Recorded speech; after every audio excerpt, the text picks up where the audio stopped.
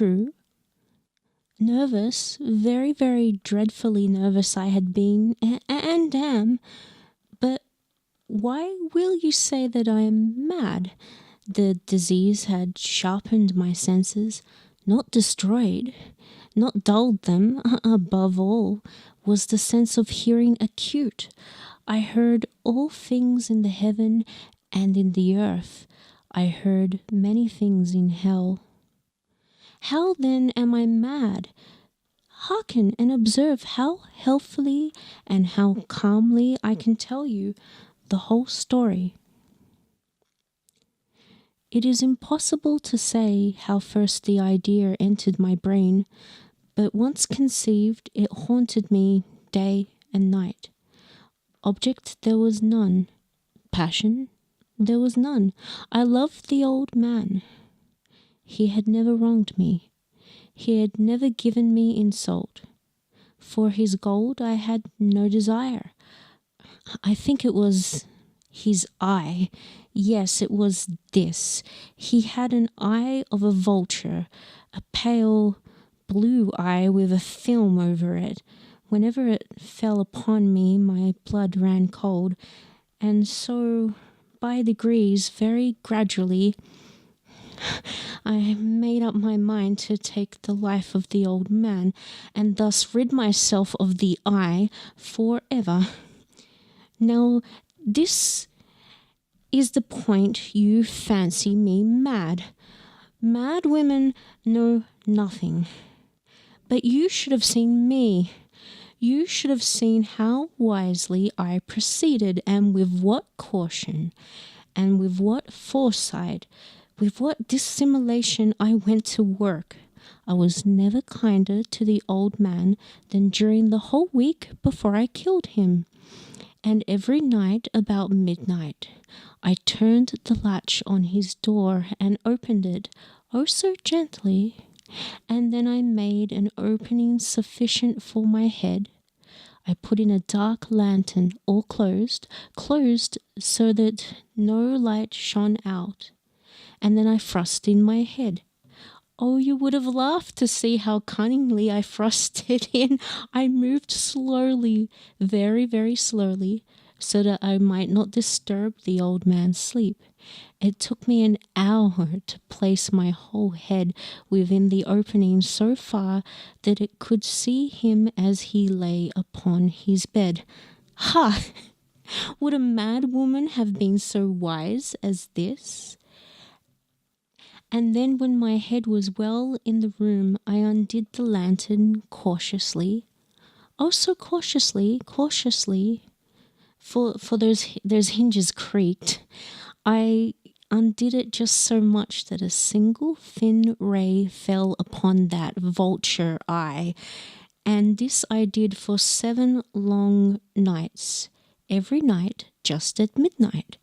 But I found the eye always closed, and so it was impossible to do the work, and it was not the old man who vexed me, but his evil eye. And every morning when the day broke, I went boldly into the chamber and spoke courageously to him, calling him by name in a hearty tone and inquiring how he had passed the night. So you see he would have been a very profound old man indeed to suspect that every night, just at 12, I looked in upon him while he slept. Upon the 8th night, I was more than usually cautious in opening the door. A watcher's minute hand moves more quickly than did mine. Never before that night had I felt the extent of my own powers, of my sagacity. I could scarcely contain my feelings of triumph. To think that there I was opening the door little by little, and he not even to dream of my secret deeds or thoughts.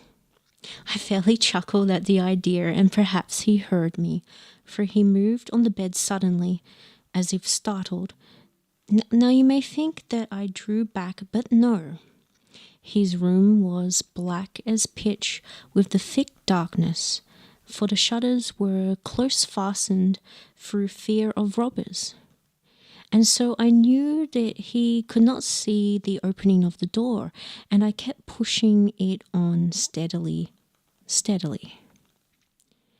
I had my head in and was about to open the lantern when my thumb slipped upon the tin fastening and the old man sprang up in his bed, crying out, "Who's there?" I kept quite still and said nothing. For a whole hour I did not move a muscle. In the meantime, I did not hear him lie down. He was still sitting up in bed listening, just as I have done night after night, hearkening to the death watches in the wall. Presently I heard a slight groan, and I knew it was the groan of mortal terror. It was not a groan of pain or grief. Oh no, it was the low, stifled sound that arises from the bottom of the soul when overcharged with awe. I knew the sound well. Many a night, just at midnight, when all the world slept, it was welled up from my own bosom, deepening with its dreadful echo the terrors that distracted me. I say I knew it well.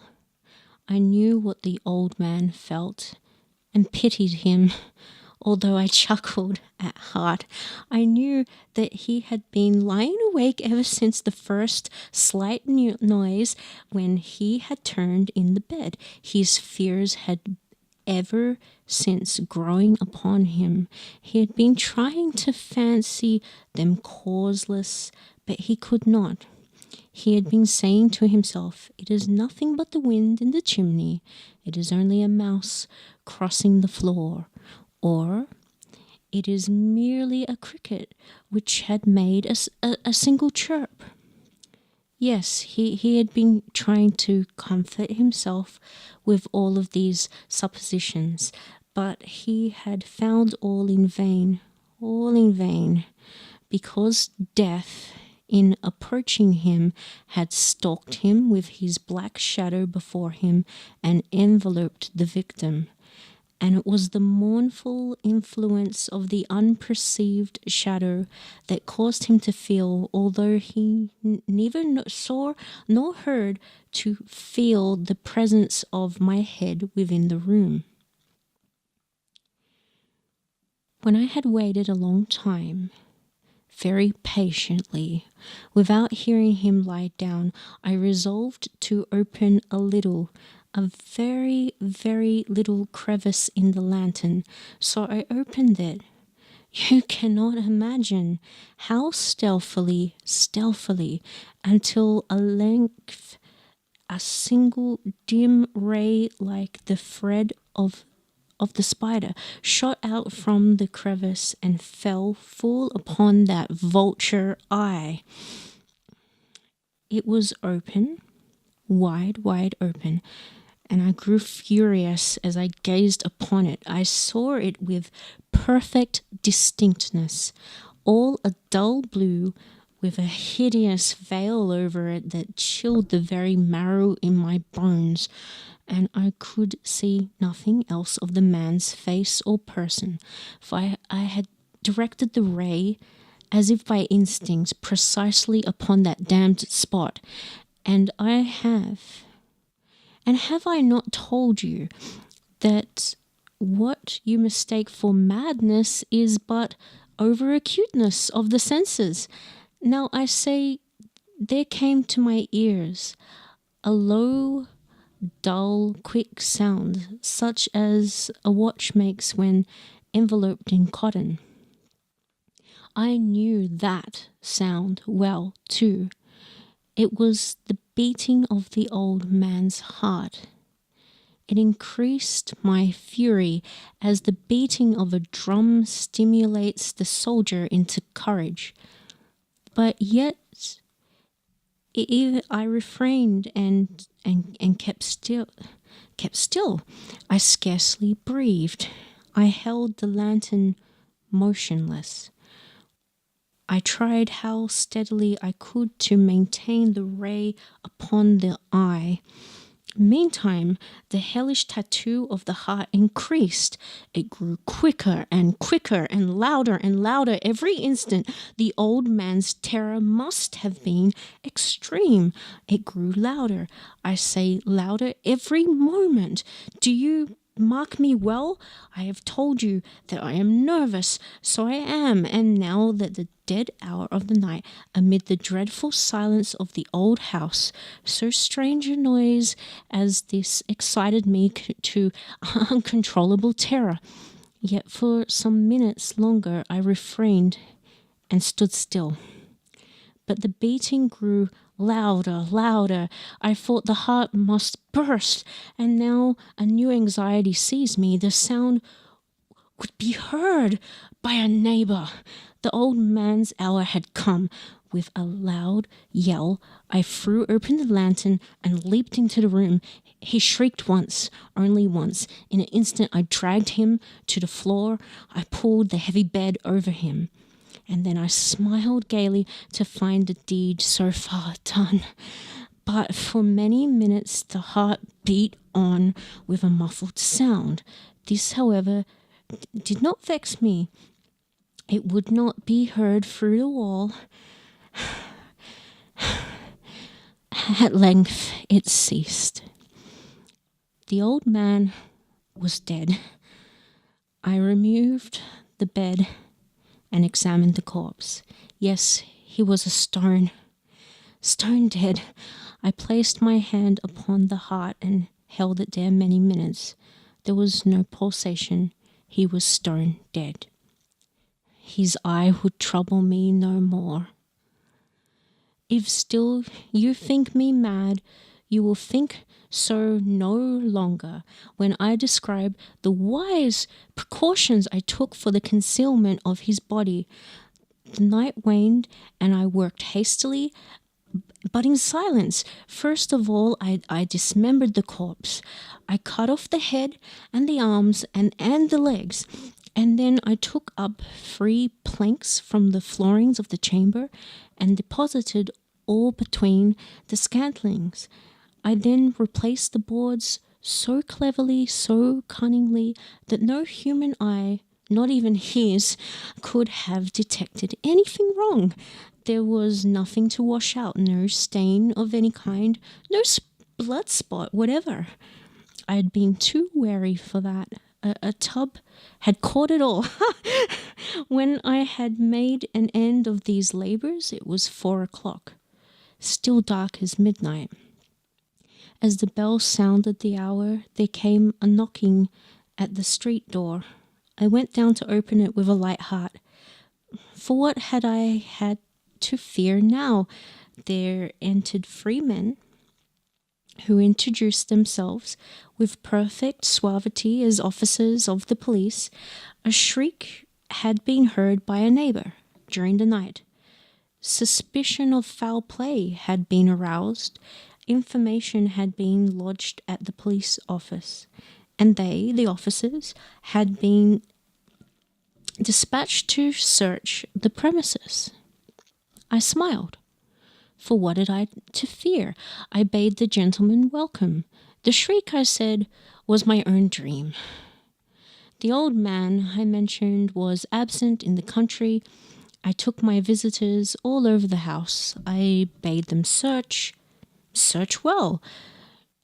I led them at length to his chamber. I showed them his treasures, secure, undisturbed. In the enthusiasm of my confidence, I brought chairs into the room and desired them here to rest from their fatigues, while I myself, in the wild audacity of my perfect triumph, placed my own seat upon the very spot beneath which reposed the corpse of my victim. The officers were satisfied. My manner had convinced them. I was singularly at ease. They sat, and while I answered cheerily, they chatted of familiar things, but ere long I felt myself getting pale and wished them gone. My head ached. I fancied a ringing in my ears, but still they sat and still chattered. The ringing became more distinct. It continued and became more distinct. I talked more freely to get rid of the feeling, but it continued and gained definiteness until at length I found that the noise was not within my ears. No doubt now I grew very pale, but I talked more fluently and with a heightened voice. Yes, the sound increased, and what could I do? It was a low, dull, quick sound, such as the sound of a watch makes when enveloped in cotton. I gasped for breath, and yet the officers heard it not.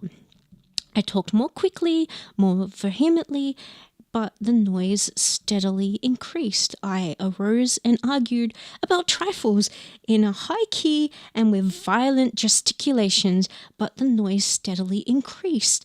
Why would they not be gone? I paced the floor to and fro with heavy strides, as if excited to fury by the observations of the men. But the noise steadily increased. Oh God, what could I do? I foamed, I raved, I swore, I swung the chair upon which I had been sitting and grated it upon the boards. But the noise arose over all and continually increased. It grew louder and louder and louder, and still the men chatted pleasantly and smiled. Was it possible that they heard not? Almighty God! No, they heard, they suspected, they knew. They were making a mockery of my horror. This I thought, and this I think, and anything was better than this agony. Anything was more tolerable than this derision. I could bear those hypocritical smiles no longer. I felt that I must scream or die. And now again, hark, louder, louder, louder. Villains! I shrieked. Dissemble no more. I admit the deed. Tear up the planks. Here, it is the beating of this hideous heart.